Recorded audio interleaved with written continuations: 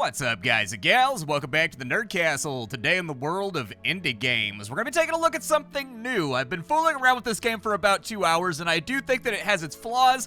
I do think that this early access is on the earlier end of what I would designate ready for release.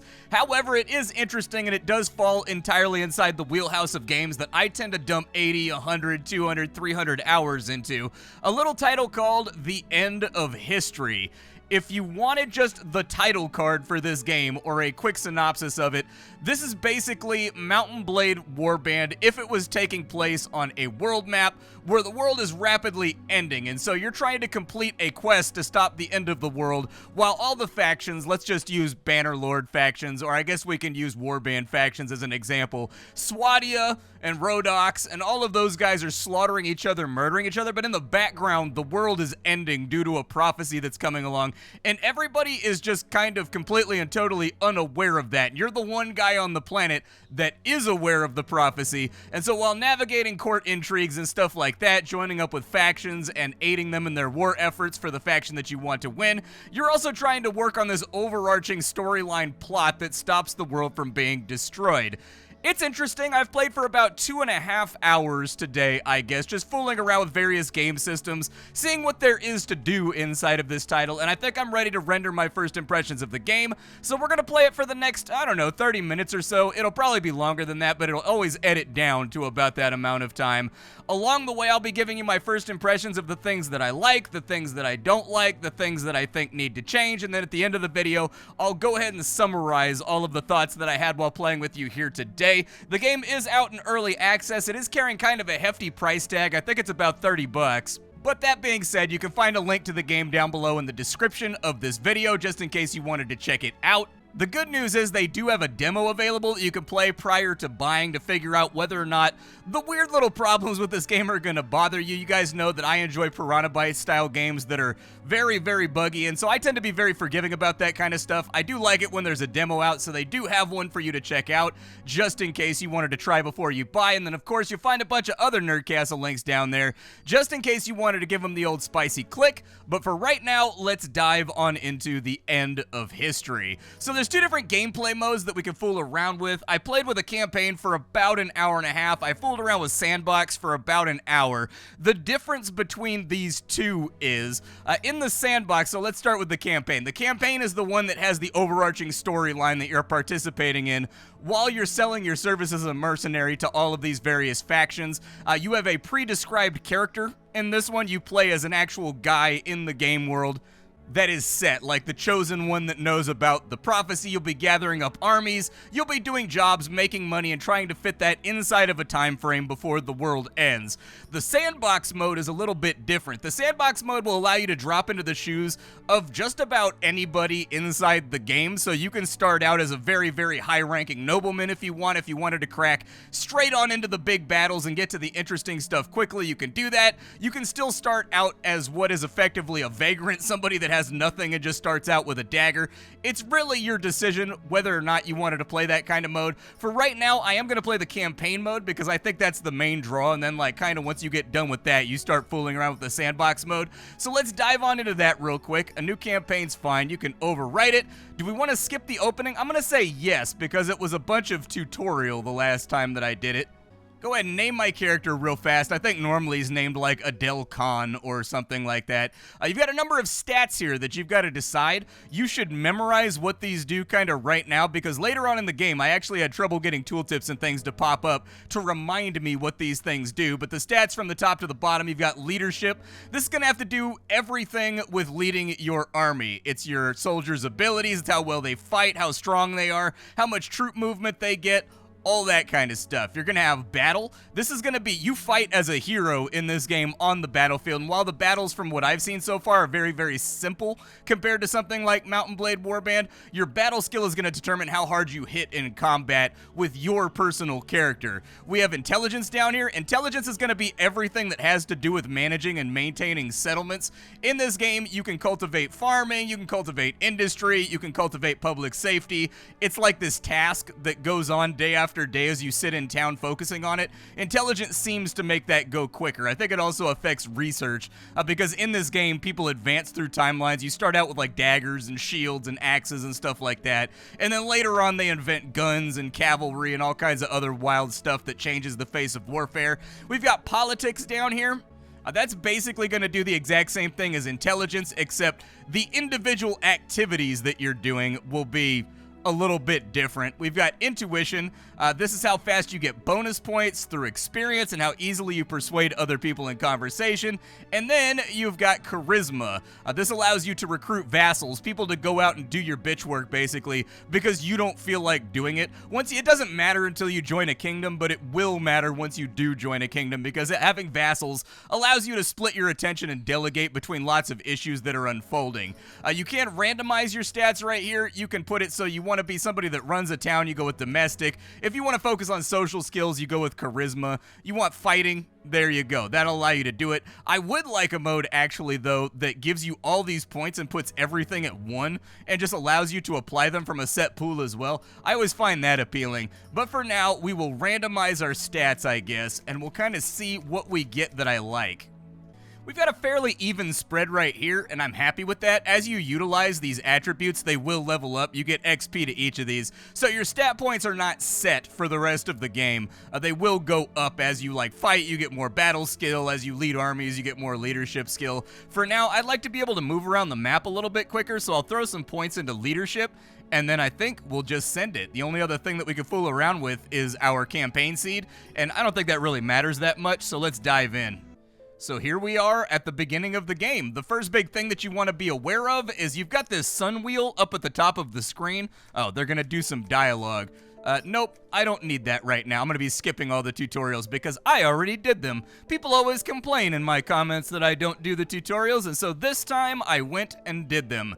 But we've got a sun wheel at the top of the screen. This is what hour and what day it is. You're going to want to pay attention to the calendar months and whatnot too, because like I said, this game is on a time limit. The world will end unless you do the main storyline quest in between all of your ravaging and pillaging and joining factions and stuff like that. We've got a compass up here, but for now, we've got an entire map of the world that is completely and totally unexplored. We do have some things marked on the map, but not very many. They'll get filled in as we interact with them, but until later, we're not going to have searched everything over here. The territories, I think they're randomized inside the seed, because these shapes look very, very different from the last time I played the game. The last time I played, Luch over here was, much more further to the south. It ended kind of, at the river over here. Maybe it was a war that did that. I don't know. There's people fighting, and the game is playing a grand strategy campaign while you're playing the game, and so these borders are going to change as time goes along. For right now, though, oh good, we've got rainy weather, which is going to make it very, very difficult to see. For right now, all we really want to do is we want to go to town, and we want to start chatting people up and just getting a feel for the rumors and the stuff that's happening around the game world. Whenever you see these green little crisp icons, they're items that you can pick up off the ground. You can vendor them. They're only worth a couple of gold, but in the early game, every little bit matters. For right now, let's head on into town, and then we'll see what we've got going on over here. Time only passes while your character is moving on the world map, just like in Mount and Blade, but in this game, you don't click like an RTS game in order to move stuff around. Instead, you're using W, A, S, and D to control your character. There's a number of different services inside of each town that you can play around with. Some will have all of the services, some will have some missing, some will have them replaced, but really, we can look around for quests inside the town. Random villagers and things will talk about stuff that's been happening, and you can help them out with that in order to gain renown and get stronger. You can go to the tavern, which will give you rumors that'll help you out with your quests. You can go to the shop, which will allow you to buy actual equipment, so armor, shields, weapons, stuff like that. You can go to the trade lane over here. The trade guild's going to allow you to buy salt, silverware, things that you can move around the map to make a little bit of extra money. And then there's the guild, which will allow you to take missions that will give you a little bit of cash and a little bit of renown so that you can either start your own faction or you can join someone else's faction should you be so inclined. Right now, we're going to need food. We have 13 days worth of food right here. You can see it at the bottom right-hand corner of the screen. I think 13 days should be good, but I would like to move some salt while we're over here. I can't move that much of it because it's kind of heavy, Actually, it may be a good idea. Let's cancel for right now. I'm going to go to the tavern, and I'm going to hire soldiers. The soldier that I'm going to hire, though, is not actually going to be a fighter. The soldier that I'm going to hire is going to be a porter, because these guys have a big backpack on that allows them to carry a whole bunch of stuff, and it'll increase the capacity of things that we can carry so that we can sell our goods a little bit easier. He's a tiny bit expensive for this phase of the game, but that's fine. One of the first things you will notice, though, is that I think these icons right here are actually way too small. The UI is the number one thing with this game that I think they could be doing better. The UI implements are all over the place. Some of them are really smartly appointed and in good spots, like you've got the synopsis of the city that you're in right here. That's perfectly fine. I don't have a problem with that. You've got your bar down here that gives you access to all your different menus that allow you to both organize, arrange, and run your kingdom and your army. I like the resource menu down here, but like some things like the hiring soldiers, for example, the size of these, it makes the pictures de-res and it makes them look very, very fuzzy. And they spent a lot of time making this art. You want people to see it. You want it to pop. You want that aesthetic to get through and convince people to play your game. And so the way that I would suggest doing it is actually I would make these big portraits that are in like a grid over here arranged, and then underneath it you would just have arrows saying how many you want to hire and how many you want to add to your army. That way you actually get to enjoy the art. But let's take we already got our porter, right? All right, we got our porter. Let's see how that changed our ability to carry stuff. It actually gave us the ability to carry a lot of stuff. The downside is our food was cut in half because now we got to feed other people in our army. So I'll probably go up to like 50 storage on food. Yeah, that's fine.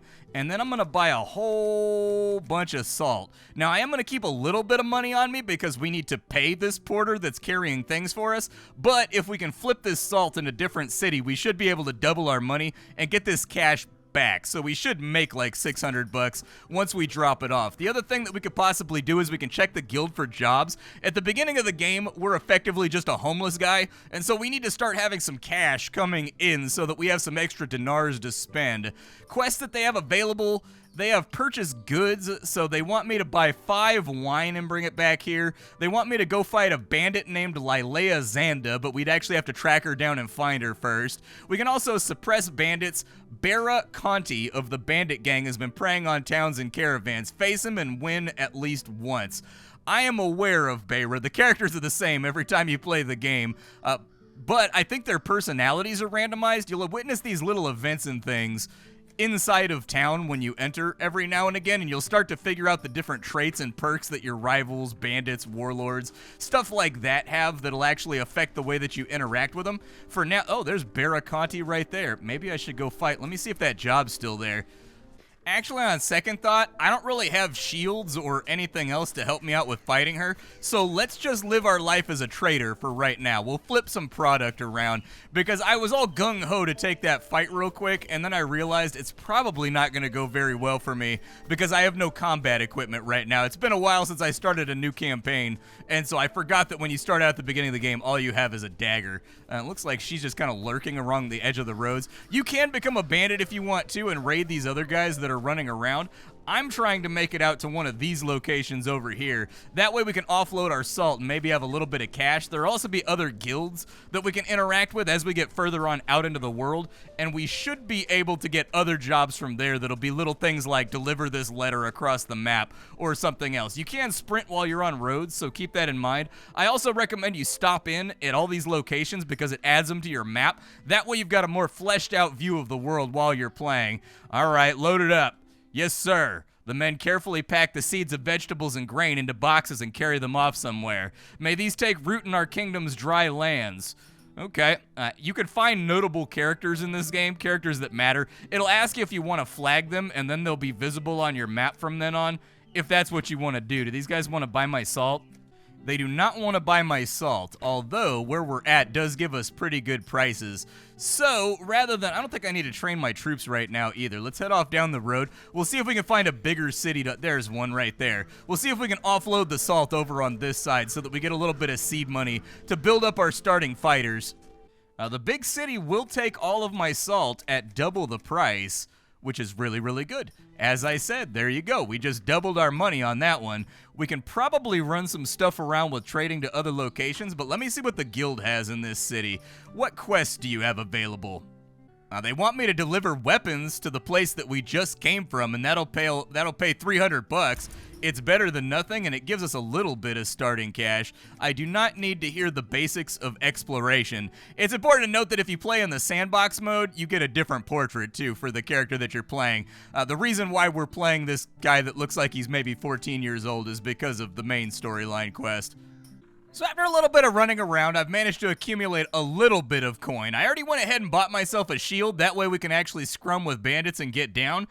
But for right now, it's actually time for us to start hiring guys. And so let's see who we can hire here. I think we'd be best off if we went with a couple of swordsmen.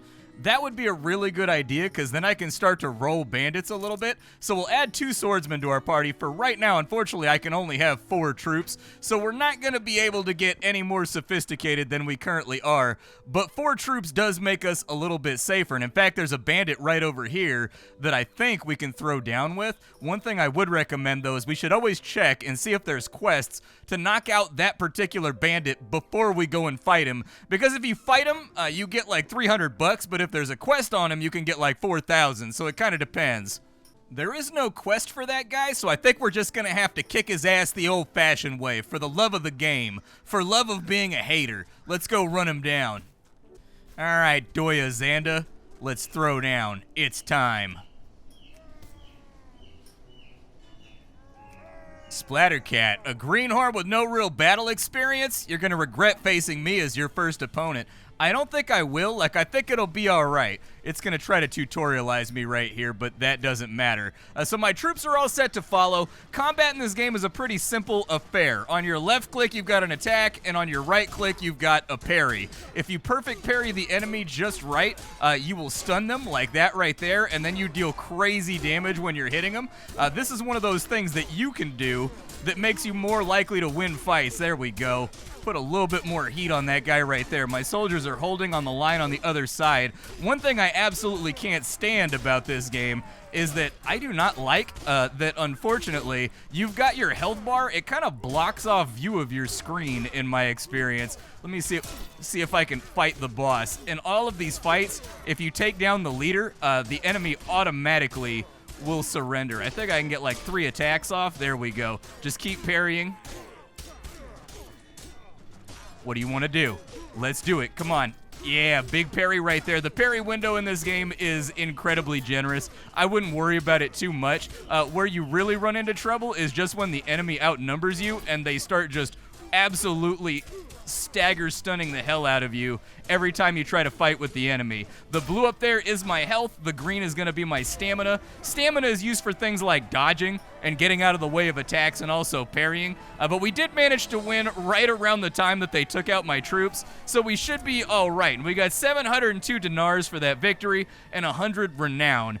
As with Mountain Blade Warband, renown is going to be a stat that you have to have a requisite number of in order to join a faction, in order to run a city, all that kind of stuff. If you don't have renown, you just can't do that activity, unfortunately.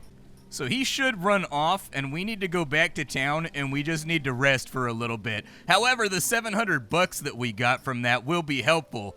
Splattercat, I haven't seen you in a day. Let's get to the point. Have you been to Rigoresh? It's a village located northwest of here. Lately, food shortages have led to a steady stream of deaths from starvation.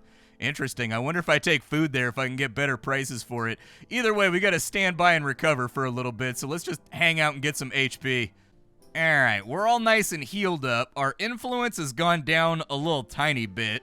Our troop movement speed could be better, but our morale's maxed out, so that's nice. When it comes to my troops, how are they doing right now? So they recovered a little bit of HP, but they didn't really get XP because they didn't survive the fight, so that's a little bit unfortunate. I could spend some time training my troops, but I don't know if we're going to consume food while we're doing that. We also have to be mindful of the fact that time is going past while we're doing this, but it looks like they've gotten about 25 XP right now. I don't know how many it's going to take for them to actually level up, but I'm doing my best.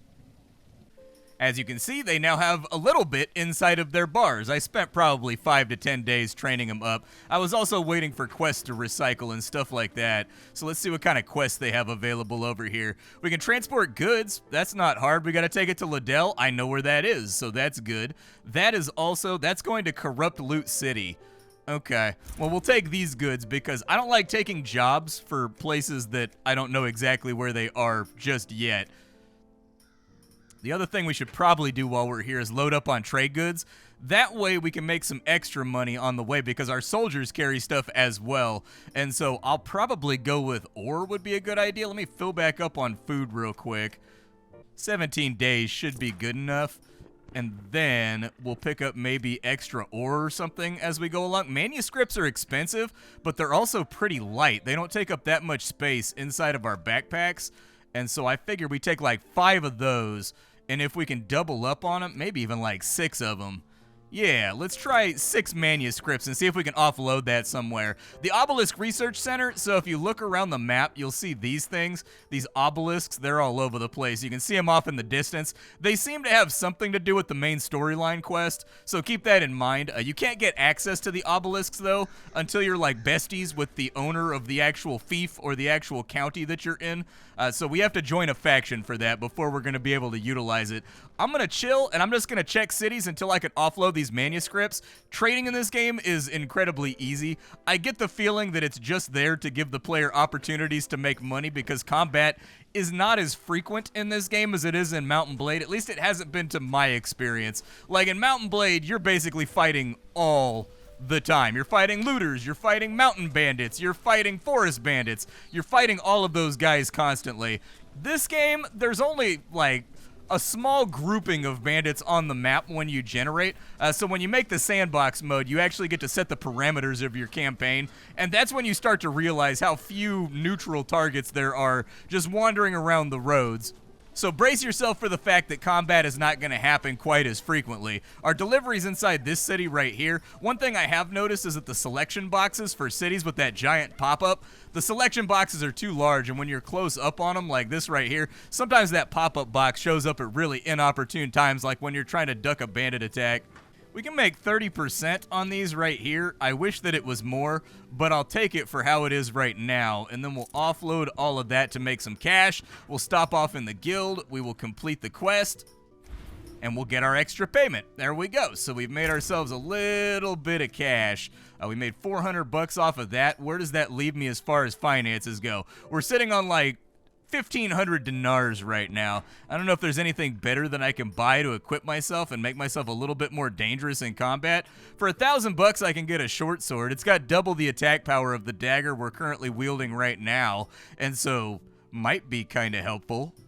I think I will take the short sword, even though it puts us a little bit short on cash, because we can do some trading here. I'll equip that, and then we'll sell off the dagger just to get a little bit of money back. I can also sell off all the garbage that I've had inside my inventory this entire time. I've been picking random things up off the side of the road. If you need to heal on the road, you can click on these herbs right here, and it'll ask you if you want to use them like a potion from Final Fantasy or something, and you can heal yourself up that way too. Every now and again, while you're traveling the game world, this thing's gonna pop up right here. This is the world collapse gauge, so it's basically a line graph telling you, based on the events that happened over the course of the last month, how close the world is to collapsing. So it'll go up slower when people are not at war and they're focused all on research and internal development, and when people are at war, you'll start to see this line goes up, and when it hits 150, that's when the world ends, in case you are wondering what the parameters are. So there's not a hard time limit on the game, but there is a sort of time limit that will come up from time to time that you should probably be worried about. Well, and looky there, I think I caught myself another bandit pack that I can potentially fight. The downside is she's kind of out sprinting me right now. I think she knows what I'm up to. And catching these guys when you don't have good world map speed can actually be a giant headache. She went into the city, so I think we're going to hold for right now. Oh, look at that, dude. It looks like a peace was struck between two of the nations right now. I've got to wander around until she pops out of the city. Let me see if there's a quest to beat her ass, too. Maybe there's a quest I can get paid to take her out. There she is. There was no quest to take her out, but we're going to do this thing.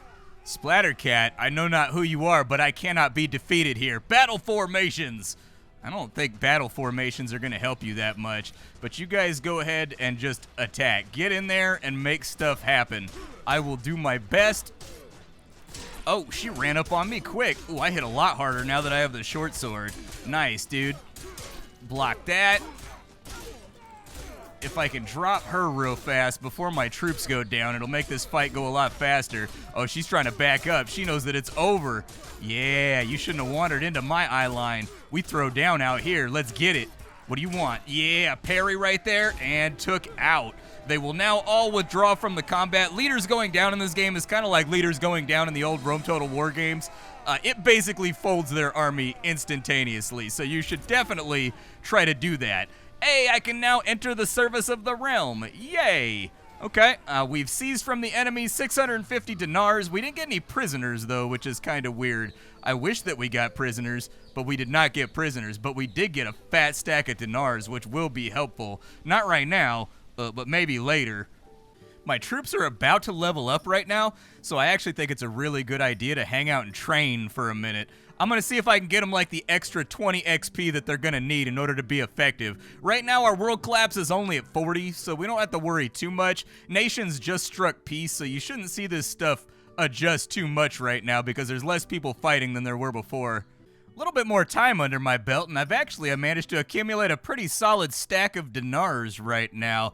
It may be time to get some upgrades. In between all these cuts, I'm just kind of doing the busy work of moving stuff around, trading, and doing guild quests to move things around. That way we can accelerate the process of getting towards things that we want to do in the game. But for right now, I do think it's a good idea for us to maybe join the ruler's faction. We can request to serve now if we want to. The Luch Loyalist faction, the ruling faction of Spot name. Yeah, there's some things missing right now where sometimes it'll call to like a certain string or something else like that in the programming, and it'll be missing. This is definitely stuff that should have been, like this kind of thing, should have been hammered out before an early access. That's never something that you really want to see. Since it's part of the Holy Luch Empire dynasty, you will henceforth receive royal orders directly from the monarch. Do you agree? Sure. Why not? Splattercat, is it? Very well. From this day on, you will serve me well. I'm gonna get rid of all this menu gore up here. Alright, so what does the king want me to do right now? Does the king want me to do anything specific? Can I meet with my monarch? Doesn't look like I can for right now, but every now and again he'll send me a letter or something telling me he wants me to go do something. So he'll be like, oh, this village inside of my domain, they have too many criminals rolling around. Go over there and restore public order. And then there'll be a new option added in that town where you can like restore public order by keeping your army there stationed as guards for a certain amount of time. It's good for getting XP towards various stats and whatnot. Resident requests, what do we have going on over here? Ah, traveler, you there? A man, face drawn with desperation, calls out to passers-by along the road. I'm searching for my wife. I came all this way, a 3-day journey, after I heard a rumor of one who looks like her in the imperial capital of Liddell. We had just recently wed and were so in love, and then she suddenly disappeared. She must have been abducted. I don't know about that, man. Maybe she just got cold feet. Maybe she realized who you were and ran for it. I might be the bad guy in this situation. She has golden locks and wears a jade bracelet from her mother. Have you seen her? I only just arrived here. I see. Well, from the looks of it, you've traveled far to many places. If you hear anything about a young woman named Amalda, please let me know. After asking around here, I'll wait for news at the tavern in Liddell. Please, I beg you. Okay, so we've got like a new thing that we've got to do. We can go to the tavern and we can kind of ask around. A woman named Amalda who wears a jade bracelet? Don't know her. As for the bracelet, the girls working around here were always wearing those. Jade bracelet? When I stopped by Darfa, the neighboring village to the east, I saw a shady-looking villager showing one off. The man's name was Dylan, I think? Okay. Oh, we've got a summons, too. What's up with the summons? Hey, you're Splattercat, right? Word is the witch Ashbury is looking for you. Oh, okay. I'll go talk to the witch Ashbury then. I don't think oh, I've got room. Since I joined a faction, I can get 2 more guys. Nice. I'll probably just pick up, do we have anything more advanced than archers and footmen right now? It doesn't look like we do. I'll go ahead and take 2 archers then, just to add to my, well, it's going to cost me a lot of my net worth, but I think it'll be worth it in case we get attacked along the way. So with 2 things to do, let's roll over to Darfa real quick. Is that Darfa right there? Oh, that's not even a far walk. That should be easy enough. You will find, oh, we've got a courier. Agriculture and food production are the bedrock of the country's prosperity. Proceed to Liddell at once and develop our fields. Okay. I'll try to do that. You get influence, and as your influence goes up, you get considered for promotions and stuff. I don't know how much you can actually manage cities and things of that nature. I have not gotten that far into the game. But either way, we're going to click the agriculture button, and let's develop some agriculture. I don't know if we'll make it in time, because we have to get this done by, what does it say? We need to get it done by spring of day, so day 17 of spring, we need to get it done by. Actually, we should be all right, I think. You've carry for 15 more days? Yeah, I'll keep going because they wanted 470 as the resource value for this particular city or whatever before the 15th of spring, so I'll try to get it done. It looks like they've also completed the research of a wheeled plow in the Holy Luch Empire. Okay, I don't know if we helped out with that right there, but it does look like our agriculture production is going up for our kingdom right now, so that's good. I have completed the objective of my order. I will now stop. Confirm that, and then what happens over here, I bet you it'll tell me on day 17. Like, it'll probably pop back and be like, good, you have completed my order. And then we should gain 135 merit, which gets us towards the 1200 that we need to be considered for a position inside the empire as like a duke or a viscount or something like that. For the moment, though, I do need to stock back up on food. I think if I get maybe... let's go up to like 90 food right there. I think that'll be okay. And then I would like to spend some money buying silverware until we're full up possibly. And we can maybe sell the silverware elsewhere as we cruise throughout the kingdom. Like, I'd like to make a little bit of extra cash while we're out and on our way. We've got about like a week and a half to play around with right now before the king's gonna give us a separate batch of orders. So I think I should be able to make the run if I double time it out to a place that'll buy the actual silverware. I like how I have the title of Warlord now. It makes me feel more important than I probably am, but Warlord's a pretty cool title, man.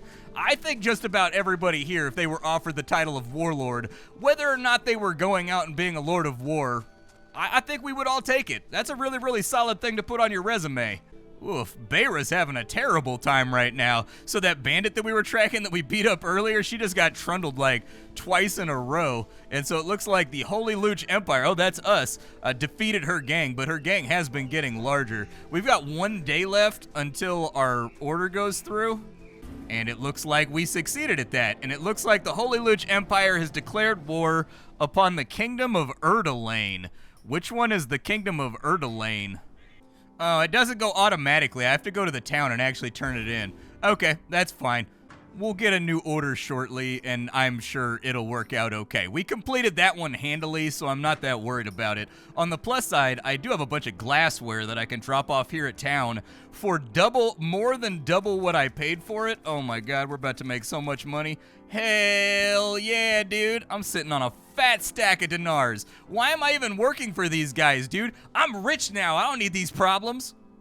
Let me see if there's any spicy upgrades I can get before we go any further. Because with 5 grand, I'm willing to bet we can get something better. We can get a rapier for 3,000. We can get better shields on that side, which give us more mitigation when we get smacked.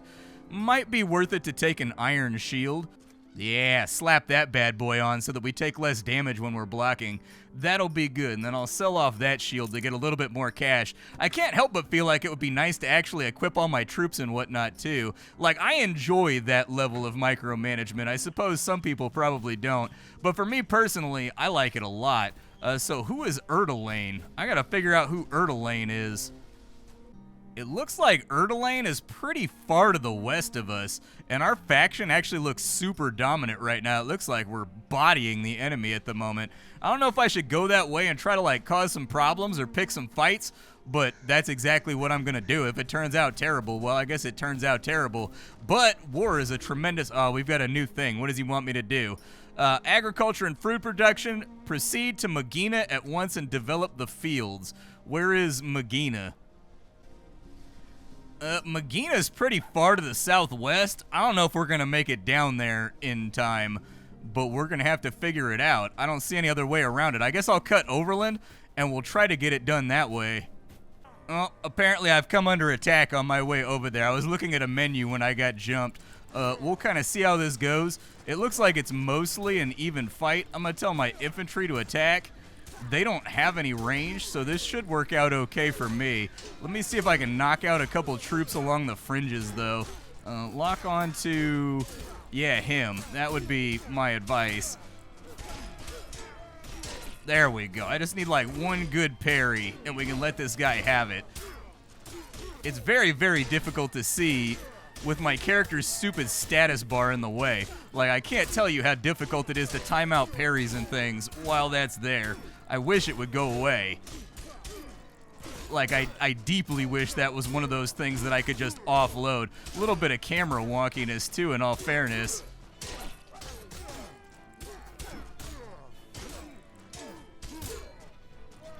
My man's got a giant two-handed sword. All right, let's rock over here and see if I can rescue my tropas.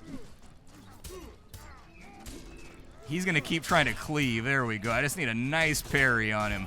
Perfect. And the enemy is defeated. Let's get out of here for right now. Yeah, so we got 150 merit. That's good.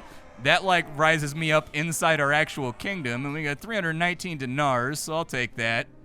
I don't think realistically there's any way I'm making it down to Magina in a time frame that is fast enough for me to complete this quest. But yeah, my thoughts about this game.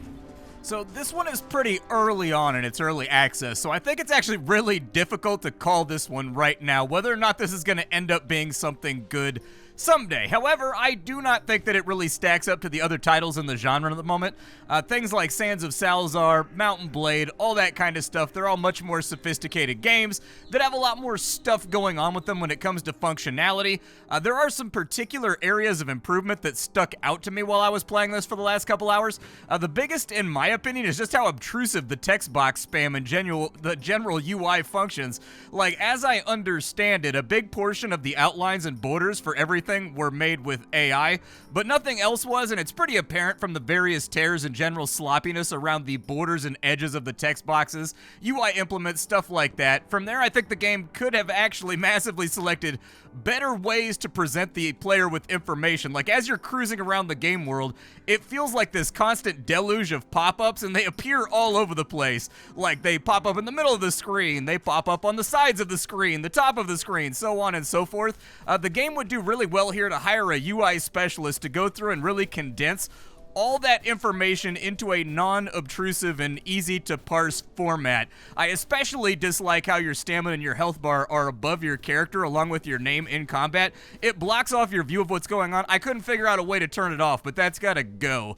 You could just put the health bar and stamina like underneath the player or in the bottom left of the screen, something like that. But from there, the combat isn't really anything to write home about anyways. Like, it's a couple of moves that you can do. There's a lot of stagger stun locking. The parries are very, very easy to pull off. When compared to the incredible depth of Mountain Blade, for example, with its directional combat, its chambering, its skill cap, it just kind of falls short on that front. And even when we compare it to something like Sands of Salazar has kind of that anime blowing up with giant spells thing going on that makes it entertaining. In this game, you will spend a ton of time in menus, be ready for that, and this is a much lighter on combat game when compared to its contemporaries. There are fights, but I found that they're kind of few and far between for the early hours of gameplay unless you invest heavily in leadership.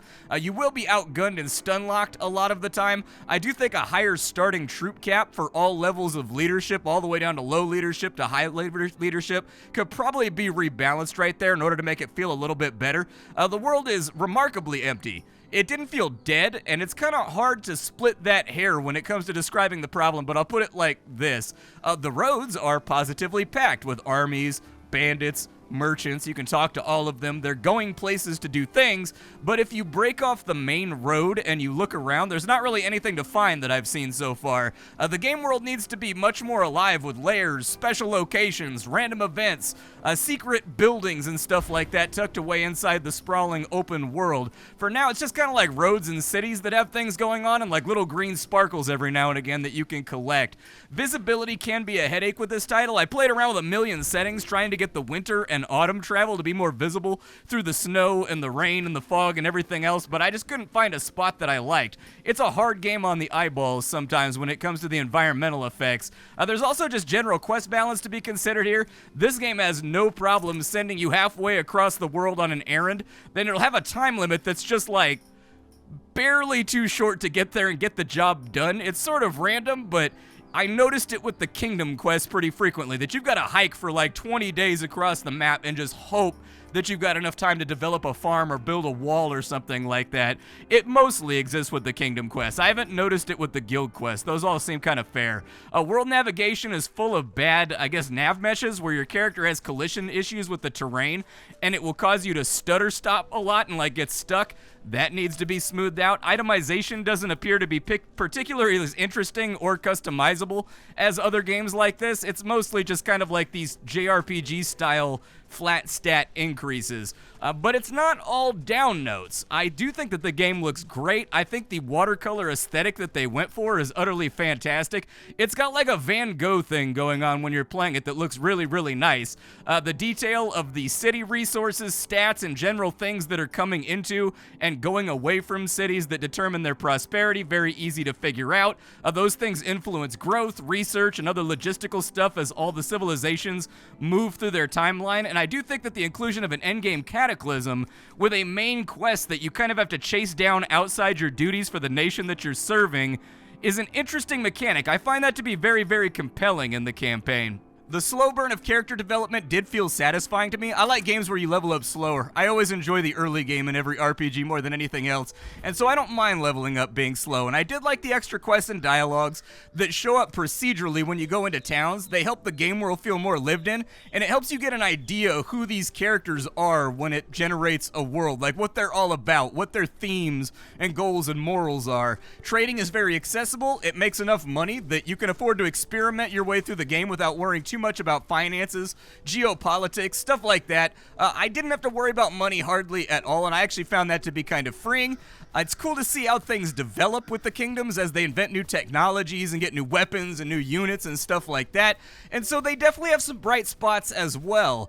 I think that's about the sum total of my thoughts for right now. Like, I personally don't really see a reason to play this game over Bannerlord or Sands of Salazar or the other grand strategy adjacent action games out there from that perspective, but what they do have is an okay foundation that may someday be something worth writing home about.